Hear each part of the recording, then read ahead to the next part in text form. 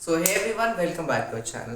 तो आज जो है हम लोग हमारे चैप्टर का लास्ट खत्म करने वाले हैं, जो कि है प्रोबेबिलिटी। ये हमारे सिलेबस का सबसे लास्ट चैप्टर है। अगर तुमने इस चैप्टर को कर लिया और सारे सीरीज में मेरी वीडियोस देखते आ रहे हो, यानी कि तुम्हारा ये चैप्टर खत्म हो गया।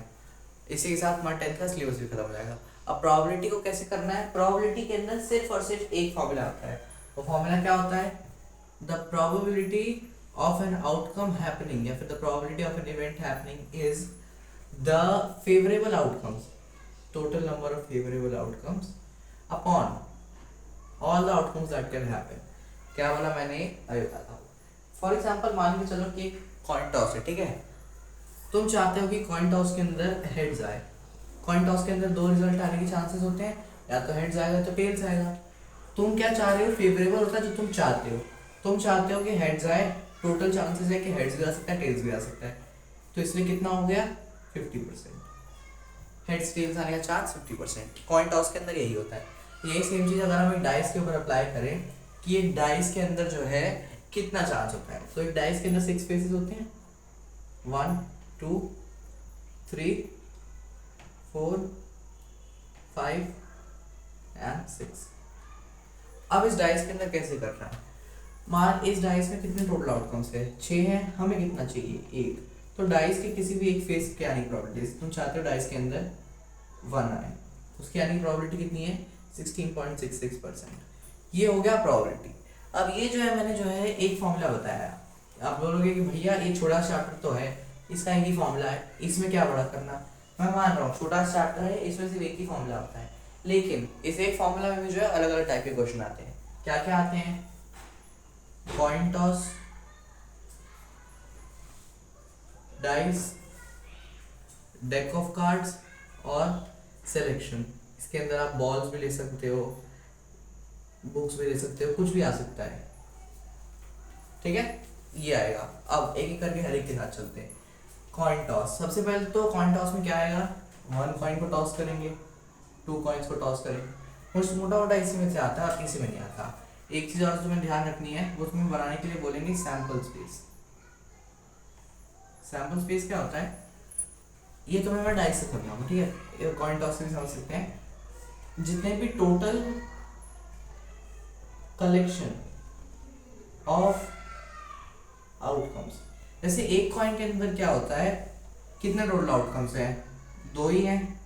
तो उन दो का जो कलेक्शन है टी एच, इस पूरे को क्या बोलते हैं? उसका सैंपल स्पेस, ठीक है। अब ऐसे 2 कॉइन है, 2 कॉइन के अंदर टोटल आउटकम कितने हैं? 4 है। 4 कैसे दिया? टी टी,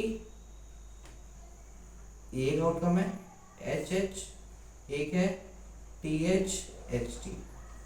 टोटल कितने हो गए? 4 हो गए। तो ये 2 पॉइंट्स का सैंपल स्पेस है। अभी डाइस वाले एग्जांपल ज्यादा सही समझोगे। डाइस वाले एग्जांपल में मानो उन्होंने कहा कि अब तुमने 2 डाइस रोल किए। ये वाला क्वेश्चन एग्जाम में सबसे ज्यादा आता है। सैंपल स्पेस के लिए टेबल बनानी है, 6 कॉलम यहाँ डालो, 6 कॉलम यहाँ डालो, लिखते जाओ ऊपर कि अगर इसकी वैल्यू 1 है और इसकी वैल्यू ये है तो क्या होगा, ठीक है। मान के चलो दोनों की वैल्यू 1 है, 1 comma 2, 1 comma 2, 1 comma 3, 1 comma 4, 1 comma 5, 1 comma 6, 2 comma 1, 2 comma 2, 3 comma 3, 4 comma 4, 5 comma 5, 6 comma 6। ऐसे करके सबसे पहले डाइस वाले क्वेश्चन में आए, पूरा पूरा सैंपल स्पेस बना लो, ठीक है। फिर उसके बाद क्या करना है? उन्होंने पूछा कि कितने, क्या प्रोबेबिलिटी है कि डाइस में दोनों नंबर सेम आएंगे। कितने आउटकम है? 1 2 3 4 5 6, 1 1 2 2 3 3 4 5 5 6 6, 6 out of 36, 1 out of 6 equals to 16.66%। यही तो है। डाइस वाले क्वेश्चन के अंदर तुम्हारा यही आता है कि सैंपल स्पेस बना के तुम्हें उसको आगे अब सॉल्व करना पड़ता है। अब आता है सबसे important question, deck of cards. Deck of cards क्या होते हैं? एक डेक ऑफ कार्ड्स के अंदर 52 कार्ड होते हैं, ये बात याद रखना। एक डेक ऑफ कार्ड्स के अंदर 52 होते हैं। कौन कौन से होते हैं? सबसे पहले तो ये ले लो कि एक जो है, रेड मार्कर नहीं है मेरे पास पर फिर भी समझ लो, डायमंड, हार्ट, क्लब्स और स्पीड्स। कौन कौन से कार्ड्स होते हैं इसके अंदर? 1 2 3 4 5 6 7 8 9 10 और जैक क्वीन किंग।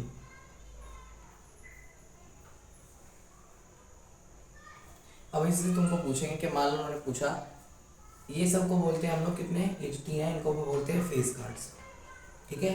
अब उन्होंने पूछा कि मान लो पूरे डेक के अंदर फेस कार्ड्स, डेक को शफल किया और एक कार्ड निकाला, क्या प्रोबेबिलिटी है कि वो फेस कार्ड होगा, कितने हैं इसके अंदर, 3 3 6 3 9 3 12, टोटल कितने हैं 52, क्या प्रोबेबिलिटी होगी 12/52 या फिर 6/26।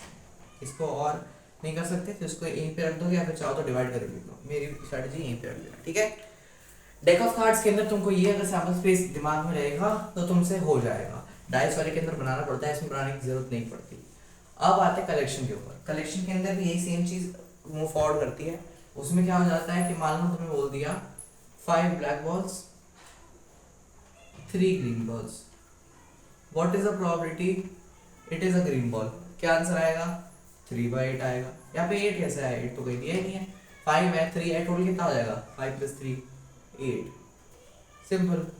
अब मान लो बोल दिया what is the probability it is not green, एक बार ध्यान रखना, the probability of an event happening plus the probability of an event not happening is always equals to 1।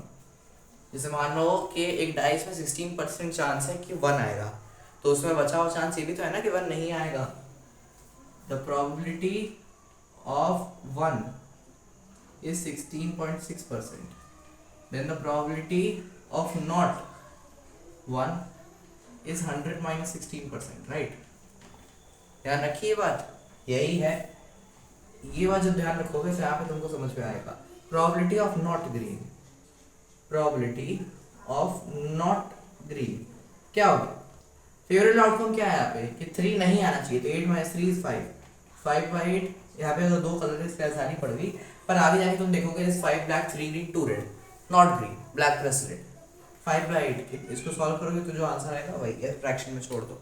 ऐसे करना होता है प्रोबेबिलिटी का क्वेश्चन, फ्रैक्शन में छोड़ सकते हैं, उसको कोई दिक्कत नहीं है, पर मेन है कि कॉन्सेप्ट समझ में आना चाहिए। प्रोबेबिलिटी के अंदर ज्यादा नहीं है, सिर्फ एक ही फॉर्मूला है और उसी एक फॉर्मूला को घुमा घुमा के तुमको प्रोबेबिलिटी का पूरा सैंपल पेपर सॉल्व करना है, ठीक है। प्रोबेबिलिटी का सैंपल स्पेस बना के पूरा पेपर सॉल्व करना है, ठीक है।